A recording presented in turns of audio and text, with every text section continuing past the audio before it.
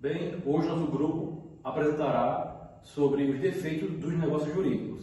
Meu nome é José Arthur, darei uma introdução inicial apresentando o tema e os membros posteriores darão um aprofundamento melhor.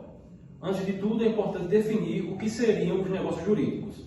Um breve conceito seria definir os negócios jurídicos como uma relação formada dentro dos limites de todo o ordenamento jurídico por duas ou mais vontades, em que os atos praticados nesta relação visem adquirir, modificar ou até mesmo extinguir direitos e obrigações. O negócio jurídico ele deve passar por três planos. O primeiro é o plano da existência, para existir. O plano da validade, que seria ele se adequar e preencher todo o requisito dos legais, além do plano de eficácia, que seria produzir seus efeitos. Para o caso dos defeitos jurídicos, ele até consegue passar pelo plano da existência, mas não do da validade. Falando um pouco mais aprofundado sobre os defeitos propriamente ditos, eles vão estar dispostos no Código Civil do artigo 138 ao 165, ao 165, que são eles de consentimento e os sociais. Os vícios de consentimento vão ocorrer quando incidir um vício sobre a vontade. Afinal, esta é um elemento fundamental para que os negócios jurídicos se efetivem. Ela deve ser livre, espontânea e clara, a fim de que se alcance tudo o que se deseja naquele negócio. Como bem define Silvio de Salvo Venosa, a vontade é a mola propulsora dos alvos e negócios jurídicos. Sendo assim, o defeito ocorrerá quando acontecer alguma falha ou alguma anomalia sobre a vontade, em que haverá a produção de efeitos indesejados, causando prejuízo para si ou para outrem. E são eles o erro, o dolo, a coação, estado de perigo e lesão. A fraude contra credores pode ser definida como uma prática de dilapidação para frustrar os credores, de forma gratuita ou onerosa. Ou seja, seria a prática de se ver sem o patrimônio, de forma que o credor não consiga receber os valores. Tem como seu requisito para essa prática um conluio fraudulento, ou seja, a outra parte deve saber da situação, deve haver uma combinação. Além disso, ela não pode ser incidentalmente colocada no processo, declarada. É necessário que seja uma ação própria autônoma, que é chamada de ação paulina.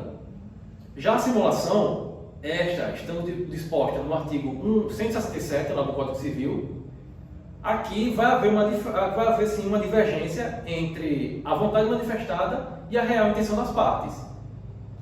Há uma manifestação da vontade das partes em pactuar e produzir os efeitos inerentes ao negócio jurídico, mas que no plano dos fatos, estes efeitos existem para iludir e até enganar terceiros que não estejam envolvidos na relação, sendo o conteúdo do pacto inverídico.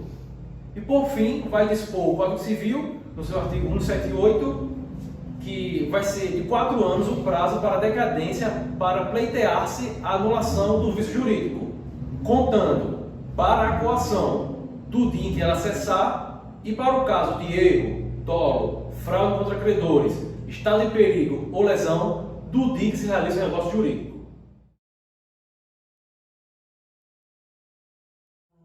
Olá, eu me chamo Jean.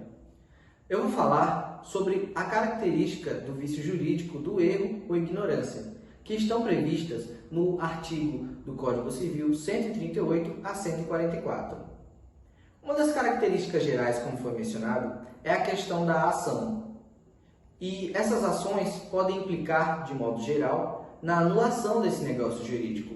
Na questão do erro ou ignorância, é necessário termos uma noção geral sobre a tradução desses termos. Um erro, ele é a falta de noção ou interpretação da realidade, sendo que a ignorância é a falta de conhecimento sobre aquela realidade. Você pode observar que são duas coisas diferentes, porém, para o negócio jurídico, o legislador ele trata essas duas questões da mesma forma. Por exemplo, se você for numa loja e comprar um celular e querer um celular de 64 GB e trazer para casa um de 128 GB, nós podemos ali implicar que foi uma questão do vício jurídico de erro. E então você também vai poder ter a sua anulação desse processo de compra e venda.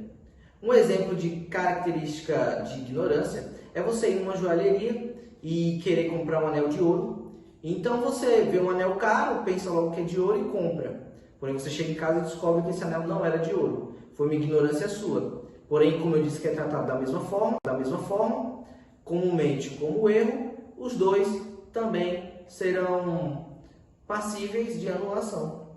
Em relação às consequências, para que nós consigamos atingir essa anulação, nós temos basicamente 3 passos. O primeiro é poder dar início ao trâmite da anulação, o termo de anulação, a ação anulatória. E essa anulação, ela tem um prazo que está previsto no artigo 178 do Código Civil. E esse prazo, de modo geral, é de 4 anos. Porém, nós temos também que ter noção do início desse prazo. E esse prazo começa a se contar a partir do momento da ação ou do comprovante da ação de compra, do trâmite de compra. Por exemplo, para ficar mais fácil, quando você foi lá e você comprou o seu celular, você fez um contrato de compra e venda, você ganhou uma nota fiscal, e esse pode ser considerado o trâmite, o processo inicial. E a partir daquele dia, a partir do momento que aquele documento foi retificado, então os 4 anos começam a se contar. Os 3 tipos de erros. O primeiro é o erro da substância, que é um erro passível em relação ao elemento primordial daquela compra. Por exemplo, em relação ao anel, lembra daquele exemplo? Se você errou, se você se enganou em relação ao material, você se enganou em relação, houve um erro em relação ao objeto direto daquela compra, que foi o anel, o elemento primordial, ou seja, ele é passível de anulação. O segundo tipo de erro é o erro acidental. Esse erro acidental pode ser classificado não diretamente ao elemento primordial da compra, mas ao alheio a ele. Como, por exemplo, um erro de digitação no contrato. Se você colocou, sei lá, vou pagar X valor em tantos meses, e esse valor foi colocado de maneira errada, infelizmente, aquele trâmite jurídico ele não é passível de anulação, mas de um ajuste. E atualmente, nós também temos os tipos de erros excusáveis, que não é mais tratado como erro excusável, mas como um erro cognoscível, onde se analisa a vontade, a situação, o pretexto do homem ou daquela pessoa que causou o erro no trâmite, no processo legal desse vício jurídico de erro. E é basicamente isso. Muito obrigado. Olá, meu nome é Arthur Felipe, dando continuidade ao nosso tema geral, que é vícios no negócio jurídico. Estarei falando sobre o vício do estado perigo, que está inserido no vício do consentimento ou vício da vontade. O que seria, então, o vício do estado de perigo? De acordo com o Código Civil, no seu artigo 156, tem a sua seguinte redação: configura-se o estado de perigo quando alguém, premido da necessidade de salvar-se ou a pessoa da sua família de grave dano conhecido. Gostaria de destacar essa frase, de grave dano conhecido pela outra parte, ok? Então a outra parte deve conhecer o dano também. Assume obrigação excessivamente onerosa. Vamos utilizar um caso hipotético. Imagine que um filho está com o seu pai em uma condição de enfermidade, seu pai está enfermo, está com uma grave doença e ele vai internar o seu pai, de forma que, ao chegar no hospital, devido à situação que seu pai se encontra, ele vai ser induzido, vai ser levado a assinar um contrato, assinar um termo, se sujeitando a pagar um valor abusivo, absurdo, para que seu pai ele não venha a óbito. Então, seu pai estaria em um risco de morte, tá? Passado alguns dias, esse cidadão, o declarante, irá solicitar a transferência do seu pai para um hospital público, a fim de reduzir a custa. E a equipe administrativa do hospital vai falar que não pode devido à grave situação do paciente, de forma que a dívida vai acumulando cada dia mais. Vamos supor que essa dívida chegou ao montante de 300 mil reais. Essa pessoa não tem a mínima condição de pagar essa dívida. Ela vai alegar que estava sob um vício de estado de perigo, que diante da situação que o seu pai se encontrava, ela foi induzida, ela foi levada a assinar esse contrato. Então, as causas que configura o vício de estado de perigo seria o risco de morte, lesão à saúde e o risco quanto à integridade física do declarante ou de um dos seus familiares. Se a pessoa não for da família do declarante, que essa questão está destacada no parágrafo único do artigo 156, e na sua redação tem a seguinte afirmação: tratando-se da pessoa não pertencente à família do declarante, o juiz decidirá segundo as circunstâncias. Dando continuidade ao assunto vício do negócio jurídico, falando ainda sobre os vícios do consentimento, o vício da vontade, estaremos estudando agora sobre o vício da lesão. De acordo com o artigo 157 do Código Civil, ocorre lesão quando uma pessoa, sob premente necessidade ou por inexperiência, se obriga à prestação manifestamente desproporcional ao valor da prestação oposta. Ocorrem aqui dois elementos da lesão. O primeiro seria o elemento subjetivo, que é a premente necessidade ou inexperiência. E o segundo elemento é o elemento objetivo do vício da lesão, que é a desproporção entre as prestações recíprocas. Vamos imaginar a seguinte situação: um cidadão que está em débito com a pensão alimentícia do seu filho, prestes a ser preso, ter sua liberdade cerceada, ele vai vender o seu carro, que custa aproximadamente um valor aí de 80 mil reais, ele vai vender o seu carro por 20 mil reais para poder quitar essa dívida. Diante da necessidade que ele se encontrava, ele toma a seguinte atitude, tá? Então ele se enquadraria aí no quesito do elemento subjetivo devido à sua necessidade. Por experiência, vamos imaginar que uma senhora que infelizmente faleceu e ele sempre cuidava dos negócios de casa, ela agora por, digamos assim, motivo de força maior, já que não tem o seu esposo, ela é obrigada agora a resolver as situações de casa. E devido a uma situação de falência ou uma situação de dificuldade financeira, ela vai tirar um empréstimo no banco. E ao chegar no banco, ela vai assumir umas prestações abusivas, detendo em questão que ela está numa situação de inexperiência, por nunca ter tomado, digamos assim, iniciativa para resolver essas questões.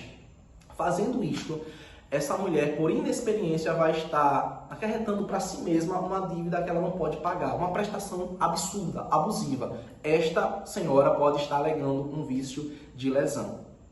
Para que não haja um vício de lesão, não haja a anulação do negócio jurídico, isso irá ocorrer se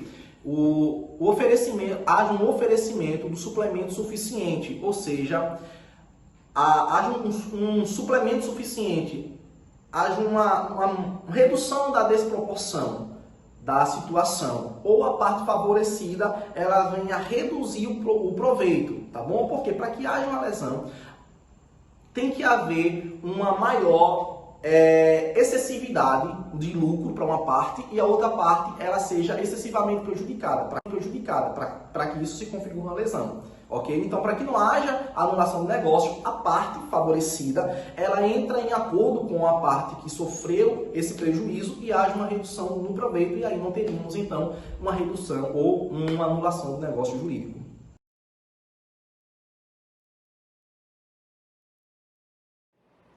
Ok, professor José Barros, aqui é o aluno Brenizinho, que vou comentar sobre coação dentro dos vícios do consentimento no direito civil. E então, coação é um ato praticado que obtém como consequência uma injustiça após uma ameaça.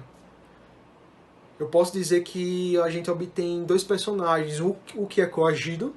Esse coagido eu posso caracterizar como vítima, e também o coator, que eu posso caracterizar como autor do ato negativo da coação.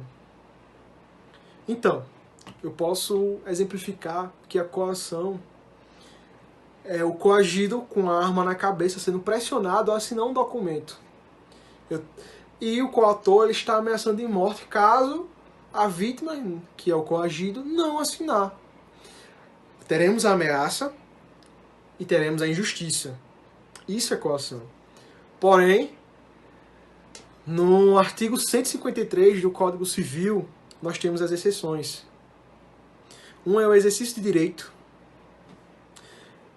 que, por justa causa, ela vai contrariar dizendo bem assim, afirmando que vai haver ameaça, mas essa ameaça vai ser por justa causa. Vai haver justiça após a ameaça.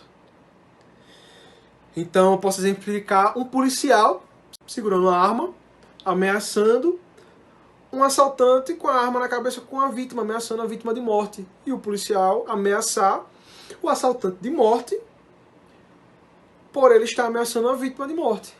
Tem ameaça do policial? Tem, mas é por uma justa causa. Do mesmo modo que vai haver uma ameaça de um guarda de trânsito que vai ameaçar o seu automóvel a ser guinchado, posteriormente você ter estacionado o seu automóvel num local proibido.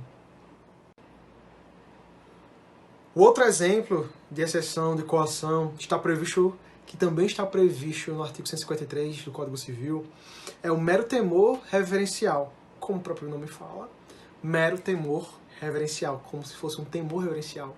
Ou seja, é uma hierarquia que você tem com consequências do seu senso comum. Pode se dizer que é até mesmo cultural. Então, é a hierarquia que você tem com seu irmão, a hierarquia que você tem com seu pai, com sua mãe. Um exemplo do dia a dia é com sua mulher, sua namorada, que está no período pré-menstrual, está no tempo pré-menstrual. Ela, obviamente, está com os hormônios à flor da pele e ela exige a você R$200 para comprar de chocolate, já que ela informa e utiliza o recurso da chantagem emocional para dizer que você não dá nada a ela, que você não dá atenção, que é consequência dos seus atos por ela estar assim, com raiva, deprimida, solitária. Então você acaba cedendo esses R$200 e ela gasta na Cacau Show. E após isso você quer processá-la por coação, só que isso na verdade foi um exemplo de mero temor reverencial, porque você cedeu a ela. Ok, o dolo no direito civil, para não se confundir com o dolo do direito penal, ele apenas é um equívoco provocado. Nós temos espécies no dolo no direito civil. E um deles é o dolo unilateral e o bilateral. No unilateral é quando você prejudica um indivíduo. Por exemplo, um vendedor ele vende um produto com produto prejudicado, danificado, defeituoso, e você não sabia. Isso sim pode ser anulado. Já o bilateral é quando vocês dois se prejudicam. Aí não vai poder ser anulado de acordo com o artigo 178 do Código Civil. E vamos supor, pegando esse mesmo exemplo, você vende um produto defeituoso, mas ele compra esse produto com um dinheiro falso. Além desses, nós temos o essencial e o acidental. No essencial é aquele que você percebe o erro, mas mesmo assim você não anula. Você prefere continuar permanecer no erro. Por exemplo, você compra um carro azul com a necessidade de obter o carro, mas vem azul, mas vem verde na verdade. Aí você percebe o erro, não sabia que ele ia vir verde, sabendo que ele ia vir, pensando que ele ia vir azul, mas você permanece porque o seu objetivo principal é ter um carro. Beleza, foi um erro, mas você não se incomoda. Já o acidental é aí que a gente pode anular. Por quê? No acidental, você quer comprar um carro, mas você exige que o carro venha com manutenção barata e venha um carro com manutenção cara. Aí sim pode ser anulado. Já outras espécies nós temos a ação e a omissão. Os dois podem ser anulados porque a ação é quando você fala diretamente uma característica, você mente. Já a omissão, como está na palavra, é quando você vai descrever as características e você não descreve tudo. Por exemplo, você pega no mesmo exemplo, você compra uma casa e ele diz que é uma casa totalmente forrada, E quando você compra a casa, você vai morar nessa residência, ela tem goteira. Aí sim você deu uma característica equivocada, deu uma característica errônea. Já a omissão é quando você vai comprar a casa, você não... o vendedor ele não especifica algum defeito dessa casa. E aí já está na omissão, os dois podem ser anulados. E também existe a espécie de dolo de terceiro, onde você utiliza outras pessoas, onde outras pessoas elas são prejudicadas através de uma pessoa que é contratada por você ou que te representa. A exemplo que você é um grande empresário, você tem um seu vendedor e ele mente para negociar. Se você não sabia que o seu vendedor estava mentindo, não vai ser anulado. Você não vai devolver bens e tudo mais. Quem vai ser prejudicado juridicamente vai ser o vendedor. Mas se você sabia que o seu vendedor estava mentindo, aí sim vai ser feita a anulação.